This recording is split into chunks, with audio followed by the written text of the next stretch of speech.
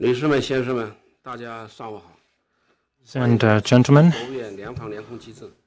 welcome to the press conference today. We are happy to have Director of the Vaccine R&D Project under the State Council Interagency Task Force on COVID-19, Mr. Zeng Yixing, Deputy Director General of the Department of Consumer Goods of the Ministry of Industry and Information Technology, Mr. Mao Junfeng, DG-level Inspector NHC Medical Administration Bureau, Madame Zhao Yahui, and Deputy Director General of the NHC Bureau of Disease Prevention and Control, Mr. Cui Gang, and Head of the Vaccine R&D Working Group and Director of the NHC Development Center for Medical Science and Technology, Mr. Zheng Zhongwei. And also we have China CDC Chief Expert on Immunization Program, Mr. Wang Huaqing. We will have them to brief you on the vaccination of COVID-19 for key groups of population in China and take your questions. Now I will turn it over to Vice Minister Zeng for his opening remarks.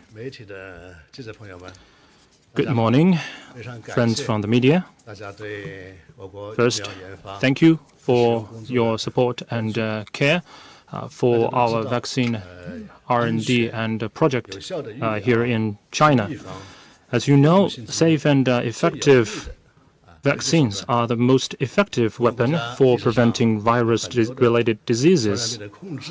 The success in controlling many infectious diseases in China has a lot to do with vaccination. For example, measles, smallpox, and hepatitis B. These diseases are brought under control thanks to vaccines. The CBC Central Committee and the State Council pay great attention to the vaccine R&D and use for COVID-19 here in China. And General Secretary Xi Jinping has made important instructions at every key link in our work. Government agencies, departments, ministries, vaccine companies, research institutions, medical institutions, CDCs, and testing agencies, all of them have made all-out efforts and fought in unity. They put people at the center and their lives in the priority position, made best use of our advantages, our institutional advantages, created new working models, and worked in tandem together. Now we are advancing research on 5 technology platforms at the same time. On April the 2nd, the Phase 1 and Phase 2 clinical trials for the first vaccine was approved, and in June, 3 vaccines were approved for emergency use. And in July, multiple vaccines began their Phase 3 clinical trials overseas. Now, we've made smooth progress in our work. Now, the general epidemic situation in China is good, but we still face great pressure of case importation and domestic rebound. For case importation prevention, we not only need to prevent cases brought in by travelers, but also by imports. So we have 2 fronts to fight on. Now, the recent sporadic cases, as you may have noticed, some of them were related to cold chain imports. As winter and spring is coming, many places are getting colder, so we are facing an even more daunting challenge in epidemic control. So in this context, building on the experience from the emergency use and trial use of China's vaccines, and as we near winter and spring, we providing vaccines to key groups of population is very much meaningful for our epidemic response. Because of their line of work, the positions they are working in, for example, stuff of cold chain imports, customs and border check, healthcare and disease prevention, public transport, and also produce market, seafood market, they face higher risk of infection than other groups of people. So giving protection, good protection to these people first is very good. It has significance in two fronts. First, we can give them, first of all, good protection, and second, we will do a better job in a case importation, which is good for our general epidemic situation. What I want to stress is that giving vaccination to these groups of people is the only first step for China's phased plan of COVID-19 vaccination. And as vaccines are brought to the market on condition or officially approved for the market, and as production capacity expands, vaccination will be provided in an orderly manner to the hundreds of millions of elderly people, high-risk people with existing conditions, and also ordinary people.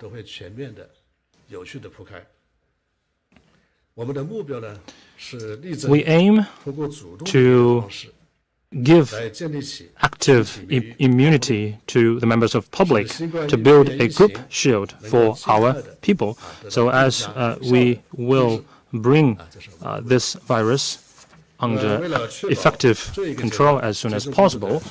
To make sure this stage of vaccination work goes smoothly, the State Council Interagency Task Force has already notified all member ministries and all provinces across China, requiring them to ensure the quality of the vaccines. Every batch of vaccines must undergo stringent inspection. Cold chain transport channels must be safe and open. Delivery must be fast and precise. And all localities need to carefully formulate vaccination plans, designate vaccination sites in a reasonable way, and organize the vaccination work in a prudent and orderly manner. In particular, during vaccination, medical care must be provided, and they should also handle and monitor and report adverse reactions after vaccination.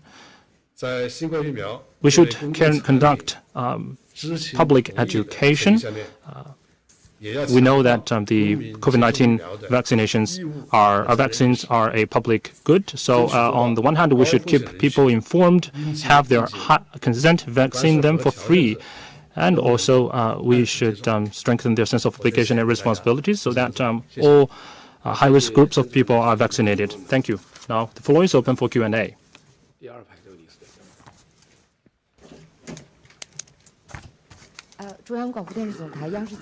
CCTV.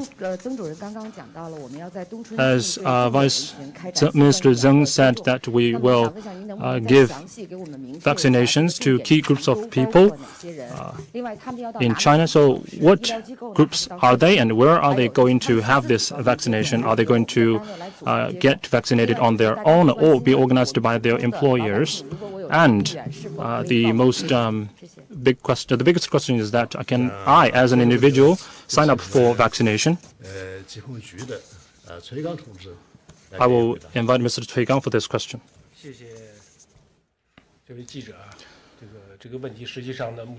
Thank you for your question. I know that the general public all are interested in this question. As Vice Minister Zeng said, that briefed you about the situation of vaccination and our aim to achieve in the vaccination plan. Now, the vaccination strategy in China is developed in light of the international and domestic epidemic situation, and as well as China's need for epidemic response. Now, the epidemic situation in China is generally stable. It is different from that of other countries.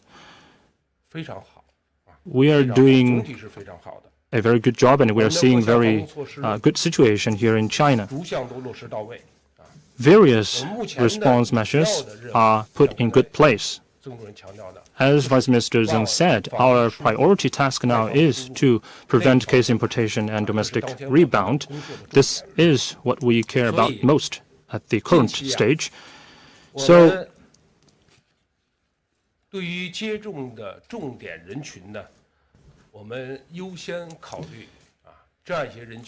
prioritize vaccination for the following groups of people, including staff working in cold chain imports, ports of entry, like land, water, and air, and people working in transport industry for domestic transport and international transport. These people face higher risk of infection.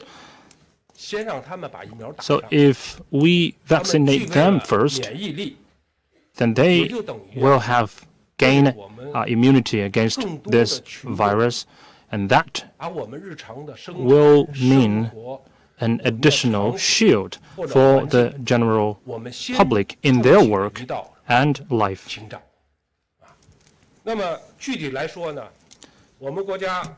Specifically, China has a two-step vaccination strategy to roll out vaccination across the whole nation. First, we will provide vaccines to some key groups of population.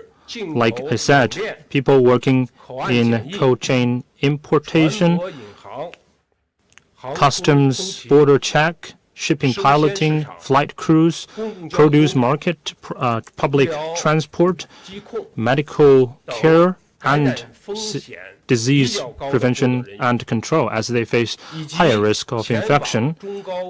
And these people also include people who go to medium high-risk countries or regions for work or study. The aim for the first step is to minimize the pressure of case importation and reduce the risk of local spread and domestic resurgence here in China. Now, for the second step, as vaccines are brought to the market on condition, or and as production capacity grows, we will have more vaccine products available for use. So we will provide vaccines to all those that meet the conditions. By doing this, we can build an immunity shield among the general public so as to stem the spread of this virus here in China.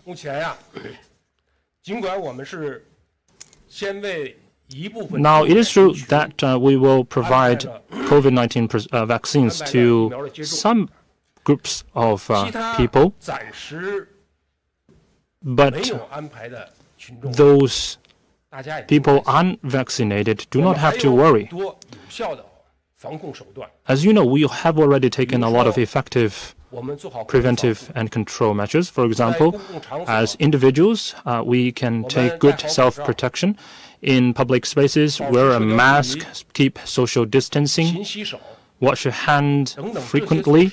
All these measures have been proven effective in our previous COVID-19 response and indeed our long-term fight against all kinds of infectious diseases.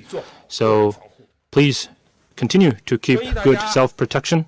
And about the question of where to get the vaccines and how to get vaccinated, now all localities are implementing measures to provide vaccination to the general public. Usually, our vaccination sites are community health centers, village or township health centers, and comprehensive hospitals, so it's of wide coverage. Now, as required, localities across the country have already published or released the information about the vaccination sites that meet the standards, for example, where they are and in what hours they will be open.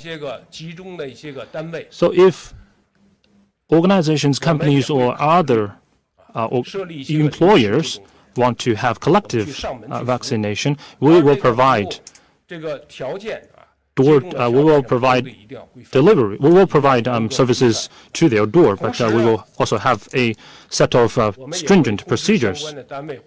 And at the same time, we will notify organizations, employers, and individuals the information about where to get the vaccination and when to go there.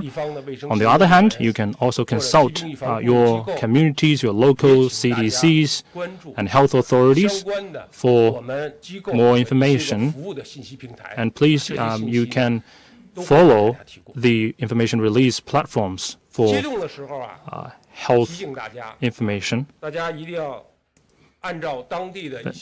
When you get vaccines, it is our suggestion that you should keep notice of the requirements of the local health authorities. For example, you have to take your identity card with you, and we will keep record of every vaccine we administer. And during that process, please take good self-protection. For example, wear a mask, scan the QR code of health information, and we advise you to provide your health status to the doctors and nurses on sites. For example, if you are allergic to anything, if you have had a fever recently, then our doctors will provide you with advice and all the things that you need to bear in mind after vaccination. And after you are vaccinated, we advise you to stay at the site for 30 minutes for observation.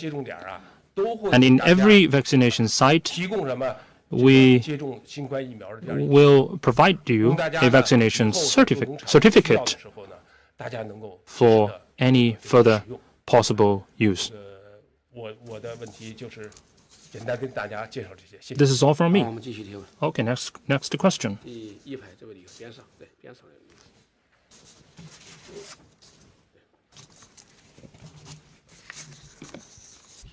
Thank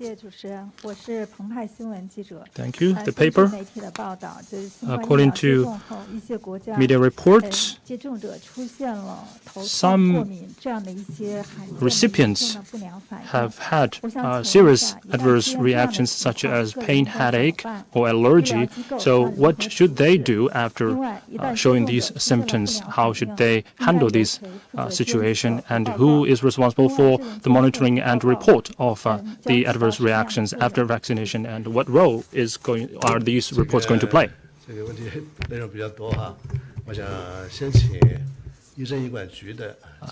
This is quite a big question, and the first one shall be answered by Madam Xiao Yahui, and then Mr. Wang Huaixing will provide a few supplements to the question.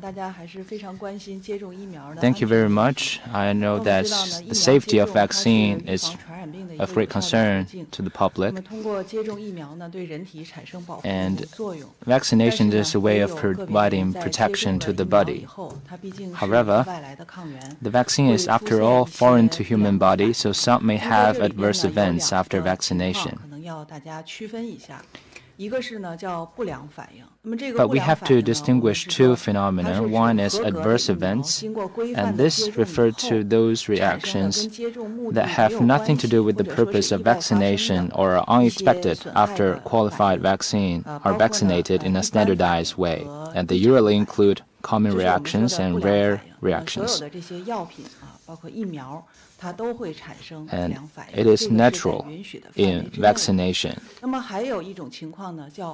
there's another situation called coupling reaction, which means that the people getting shots is in the incubation period or precursor period of a certain disease when vaccinated, and the disease occurs coincidentally after vaccination. And the coupling reaction, therefore, is not caused by vaccination and has nothing to do with the quality of vaccine, nor does it belong to rare reactions of vaccination.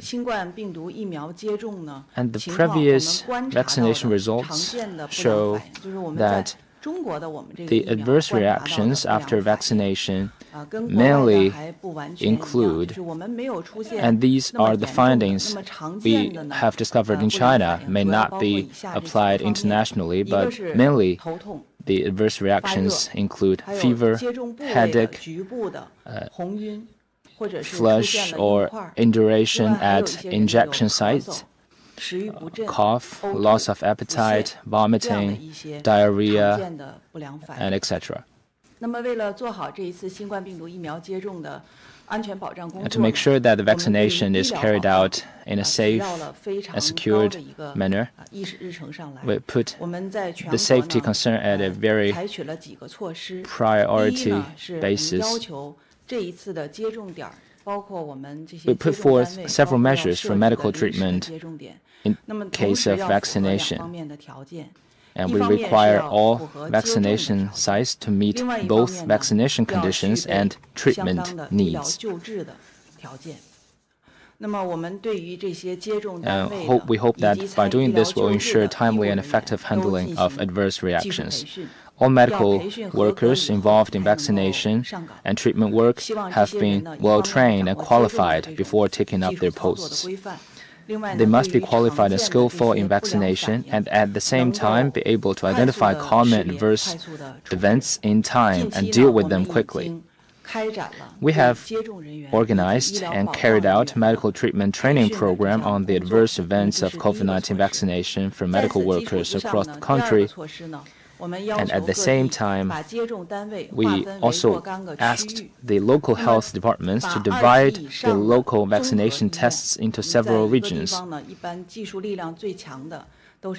And we mobilized general hospitals above Tier 2 to be responsible for the medical treatment work of the adjacent vaccination sites, because the Tier 2 hospitals are where concentrates the most powerful and strong medical resources, regardless of personnel or material.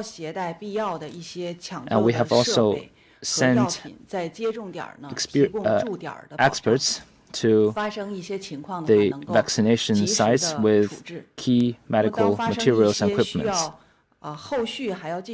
For those who experience serious, rare adverse reactions that require emergency treatment, ambulances shall be dispatched immediately to transport those patients to hospitals, and the general hospitals in charge will establish fast tracks to carry out diagnosis and treatment and do their best to secure people's lives. And also, I also want to provide a few tips for the vaccine recipients. Before vaccination, the recipients shall inform the medical workers of their health status faithfully, such as whether or not they're having underlying conditions, allergies. These are the information that must be reported faithfully before the vaccination. And according to our past experience, rare reactions usually occur within 30 minutes after vaccination. Therefore, after vaccination, one should stay at the vaccination point for 30 minutes before leaving. And after 30 minutes, if they're fine, they can return to their home. Even after returning home, if there are any rare reactions, one should also seek medical treatment immediately. And also healthy diet and rest after vaccination are very important. We must keep the ejection site dry and clean so as to help the body return to normal status as soon as possible. And as for the second question about the monitoring and reporting of adverse effects,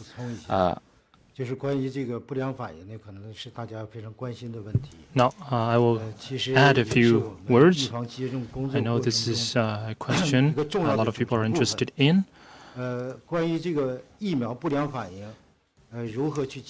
About how to monitor and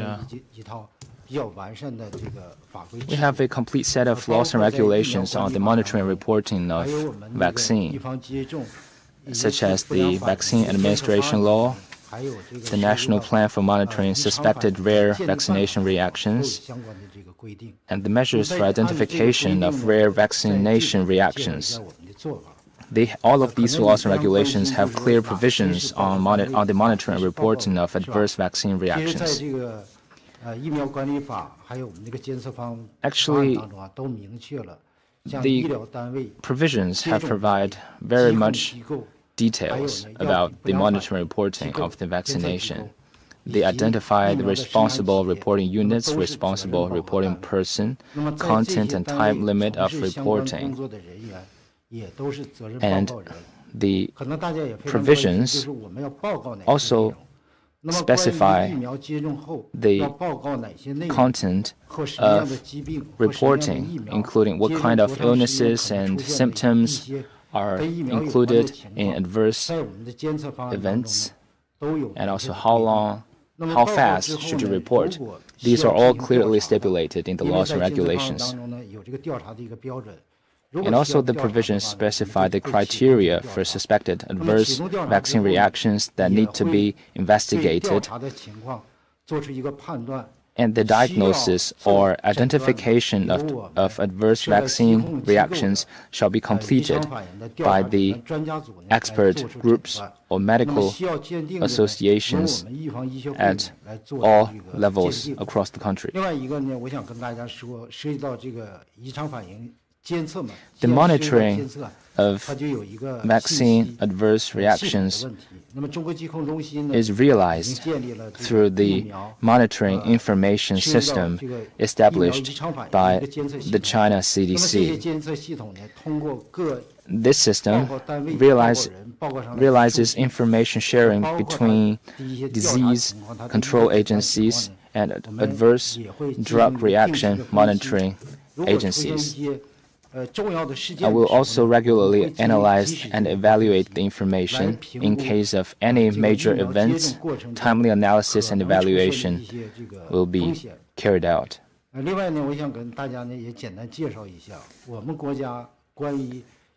And also, China's monitoring and reporting of vaccine adverse reactions in China started in 2005. Now, after 15 years of development, our performance in this area has improved significantly with the help and support of departments and governments at all levels. In 2011 and 2014, the WHO conducted assessments on China's ability of monitoring the adverse vaccine reactions. And according to their data, in all related indicators, China reached the WHO evaluation standards. So the system and the working mechanism we have at hand provide support and guarantees the smooth progress of vaccination. Thank you. Next question, please.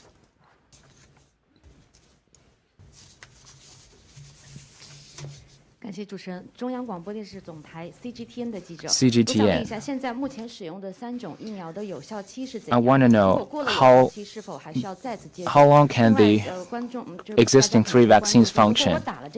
And I wonder, is wearing a mask still necessary after receiving vaccination? Okay, I'll take this question. First, the virus was identified less than a year ago. So as for the question of how long the vaccines will be protective, it is too early to answer. We need to follow the situation further. I hope there will be good results, but still, we have some information that will help us come to a conclusion of how long the vaccines will be protective. For example, in February, we have done some zoonotic tests. We did tests on monkeys. We invaded these monkeys with the virus, and then we administer vaccines to them. These vaccines showed effective, and these monkeys are still alive. We are still using the virus to invade these monkeys, and the current vaccines are still effective. So it's almost 9 months. That is one thing I want to share with you. And another thing is that the phase 2 and phase 3 clinical trials that started this March, we have seen constant presence of antibodies in all those volunteers. And third, many medical institutions have had follow-up visits to patients discharged to see whether there is antibody in their bodies. So as far as I know, a hospital in Shenzhen, the first discharged patient left the hospital on 23rd January, and from that they have done a lot of follow-up visits for 10 months, and a lot of those patients still have antibodies. So these facts show that the validity period of these vaccines is generally above 6 months, according to the WHO standards.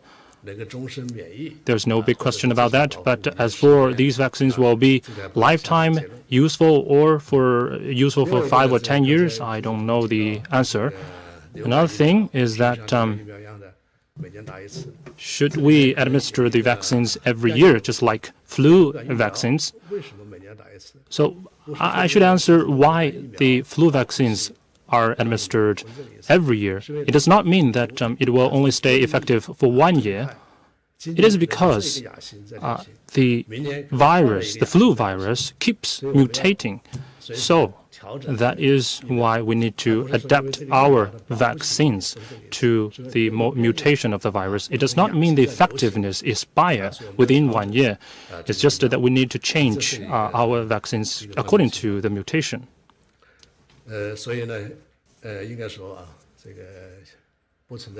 So there's nothing like we should administer the vaccines every half a year or every year. As for the question, should we keep the epidemic control measures after getting vaccinated? Like Madam Zhao just said, although we believe that our vaccines are effective, we still advise the general public to keep the self-protection measures, even if vaccinated. For example, keep social distancing, wear a mask, wash your hands frequently. These are all good habits. Because vaccines is not 100% protective. So far, there isn't any vaccine that is 100% effective. Especially, we still haven't built the group immunity shield. So it is our suggestion that even if you are vaccinated, you should not let down your guard. Thank you. Okay, next question.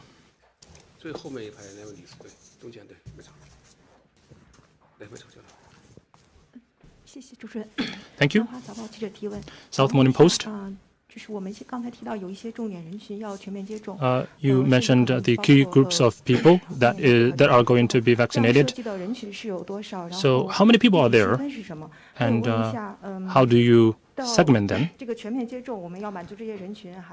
So, as you said, ordinary people will be likely to get the vaccines after vaccines are deployed on conditions. So can our production capacity matches the demand? Can you give us a number?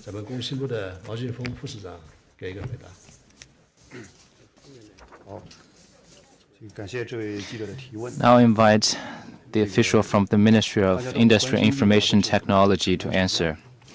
I know that production capacity of vaccine is of huge interest to the public, and it is a bio-product, and it takes a procedure from lab to factory, and it is quite a difficult leap. So in March this year, General Secretary Xi Jinping, during his visit to the Beijing institutions for scientific and technological progress of COVID-19 vaccine, and he proposed that we must promote the connection between vaccine research and development and production chain.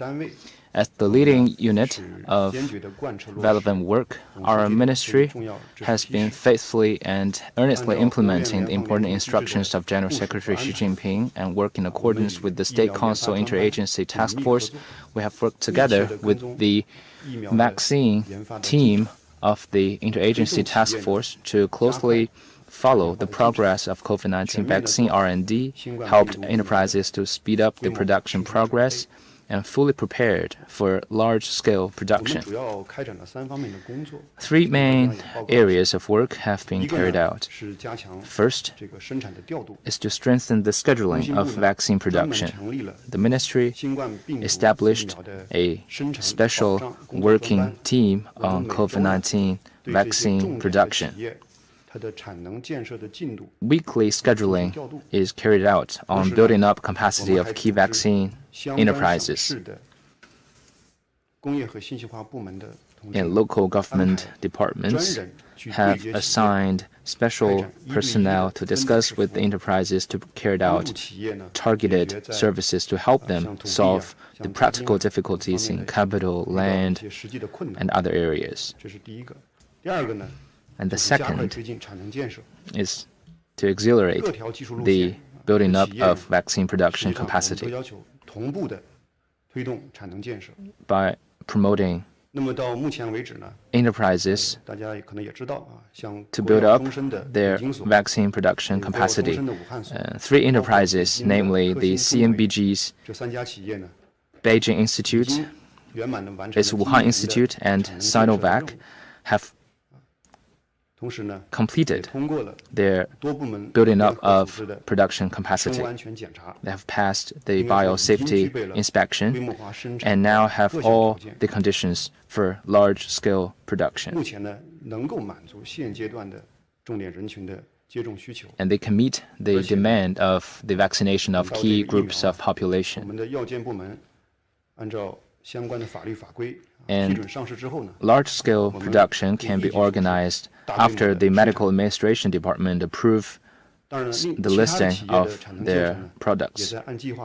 And production capacity of other enterprises is progressing in an orderly manner as planned.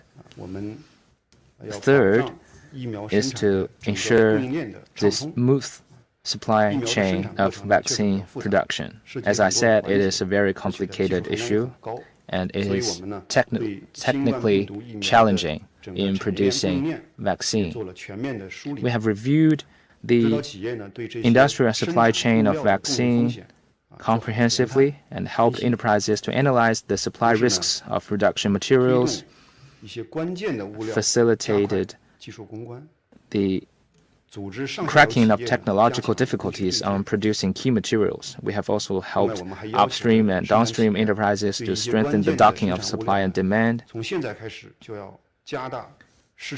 And we helped enterprises to increase market purchase and commercial reserves so as to ensure the stability of the vaccine production supply chain. And looking forward, the ministry will focus on implementing the instructions of the CPC Central Committee and the State Council, focus on actively carrying out vaccine production scheduling, promoting enterprises to further expand their production capacity through renovation, technological upgrading, and other means, and organize the vaccine production in a comprehensive manner and orderly manner. And I think as for the scale of the key groups of population has been answered in the first question. So next question, please.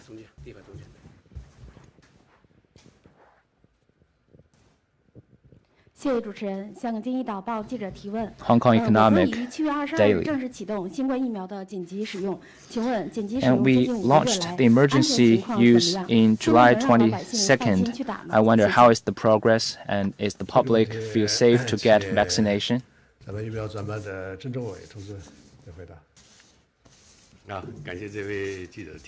Thank you very much for your question.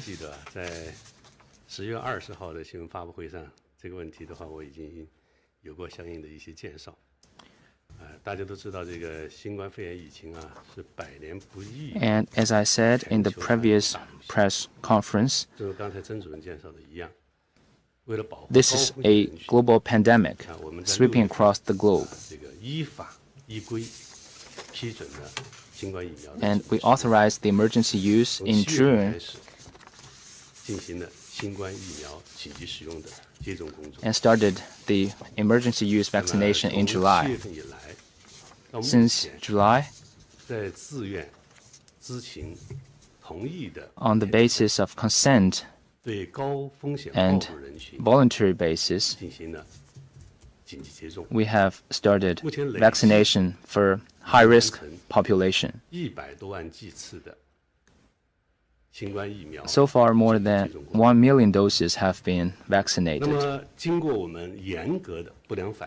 After stringent adverse reaction monitoring and follow-up observation, no adverse event has occurred. About 60,000 vaccine recipients went to high-risk areas abroad for work, and so far no serious infection has been reported. These recipients going overseas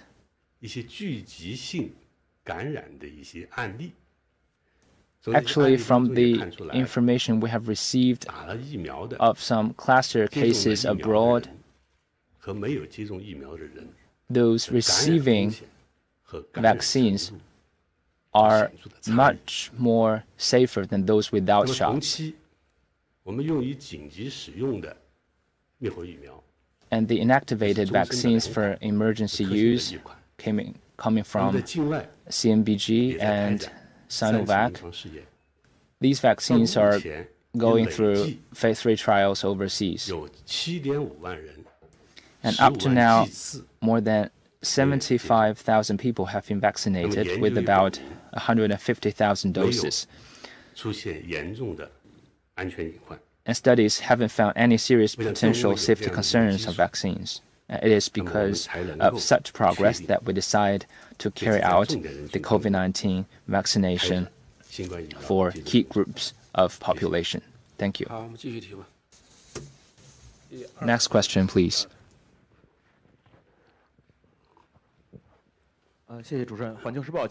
From Global Times.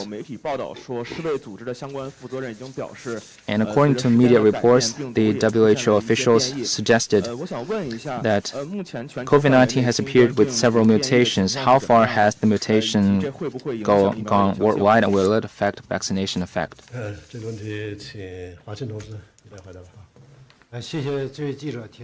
Thank you very much for your question.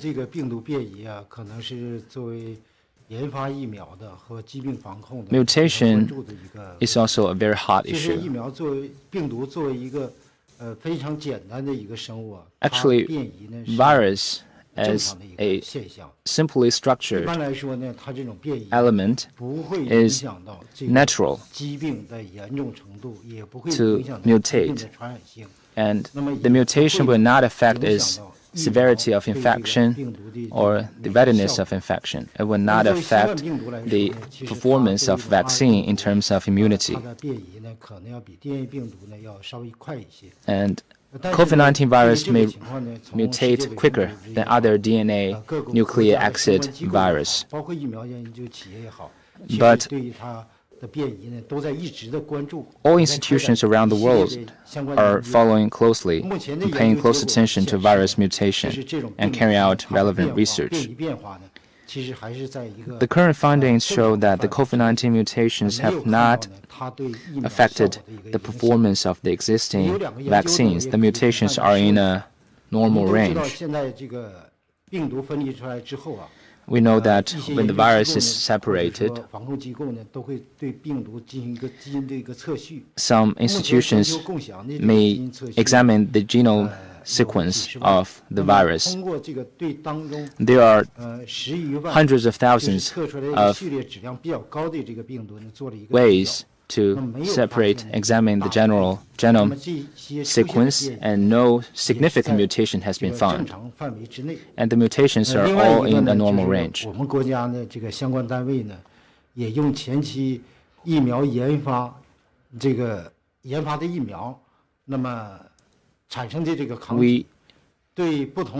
The relevant Chinese institutions conducted antibody neutralization tests on various strains from different countries, and results show that China's vaccines have produced good neutralization effects on viruses of different sources. Of course, no one can predict whether or not the virus will experience significant mutation in the future, but we'll follow the progress closely, and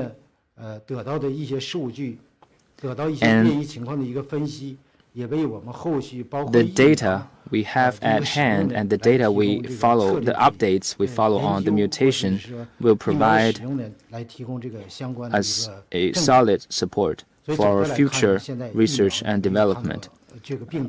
So far, the mutations have not affected the performance of existing vaccines. Next question, please.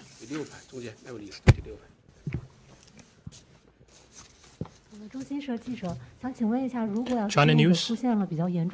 So my question is, will individuals have compensation if he or she shows serious adverse reactions, and how can they apply for these compensations? Okay, I will ask Mr. Zheng for this question.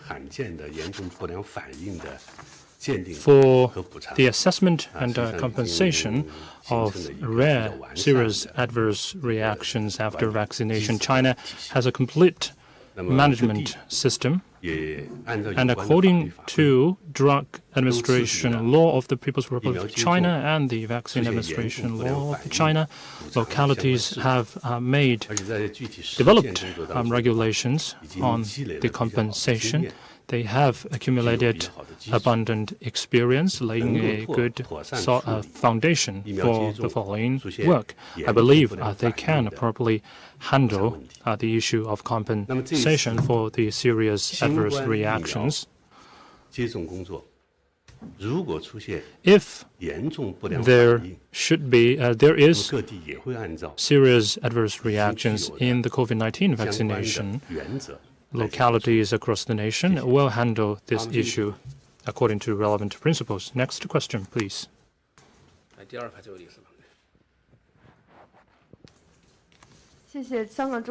Thank you. From Hong Kong commentary, we are now. So, how is the progress of the phase 3 clinical trials, and at what time point can ordinary people have these vaccines? Is there a timetable? Thank you for your interest in the development of vaccines in China. As you know, China has adopted 5 technology platforms in research and development of vaccines. Now, according to the statistics of WHO, the vaccines of the China's vaccines that have entered phase 3 clinical trials are at the forefront across the globe. The 2 inactivated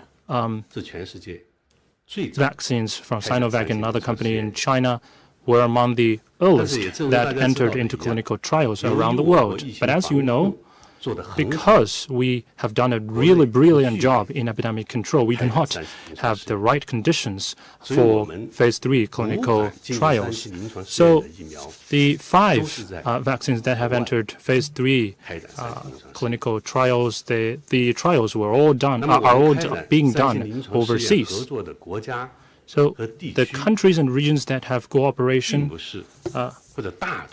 with us for phase 3 clinical trials are not the countries that have the highest cases. So, according to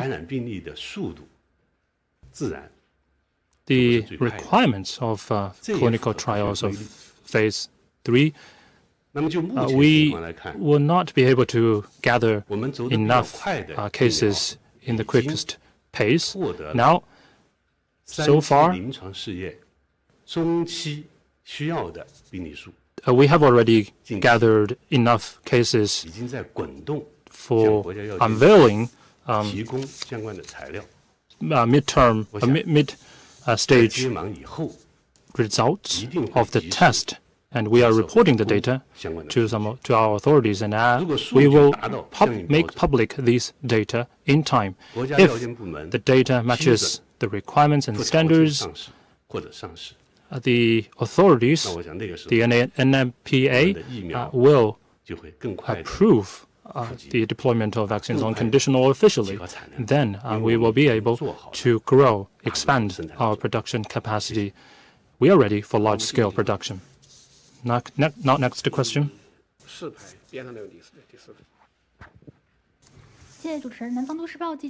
Thank you.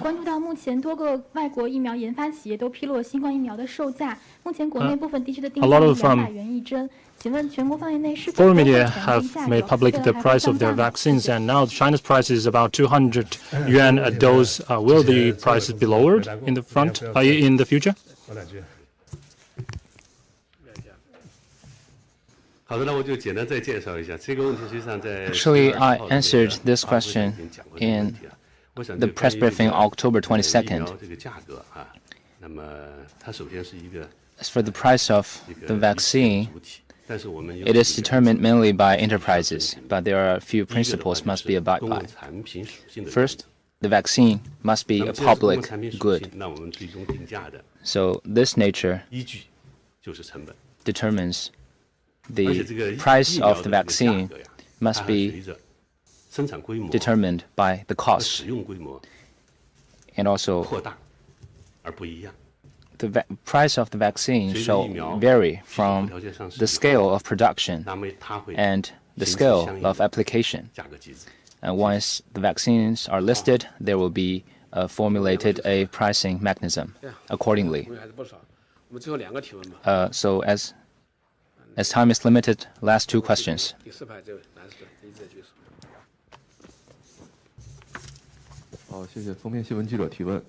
From Cover News, Director Zheng said that all people will be vaccinated as needed.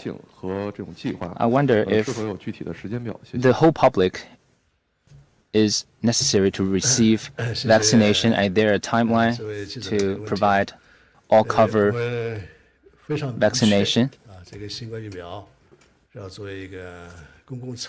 And we have made it very clear that the vaccination will be provided as a public good to all public. And in light of the current situation of COVID-19 in China, in particular, we know that under the leadership of CPC Central Committee and the joint efforts of all people across all walks of life, we have done a good job in controlling virus domestically. But we must not be complacent about the current status of epidemic control. In particular, the recent days of case importation, we still face a high risk of infection.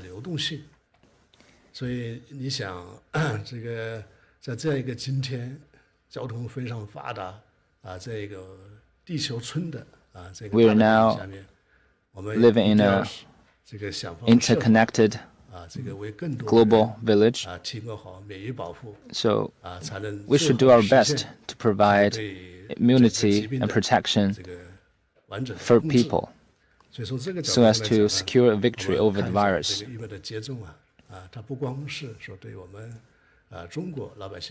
So the vaccination is not only a protection to the Chinese public, but also is a contribution to the world fight against COVID-19. We will make our best efforts in light of the progress of the listing of vaccines and also our R&D progress. We'll make sure that the work is done. Any questions from foreign journalists? Okay, last question. Hello, Emma O'Brien from Bloomberg News. Two questions. Do you have clear evidence that the Chinese vaccines prevent infection? And when will you be rolling them out to other countries that have vaccine deals with China? 请翻译一下。我是来自彭博社的记者。我的第一个问题是，中方是否能提供足够的证据，证明中方的疫苗能够有效防止疫情传播，并且中方将会何时向其他的国家提供新冠疫苗？这个问题也请钟伟回答一下吧。好的，刚才实际上我刚才回答的那个问题已经提到了关于I mentioned the data of efficacy in my last answer.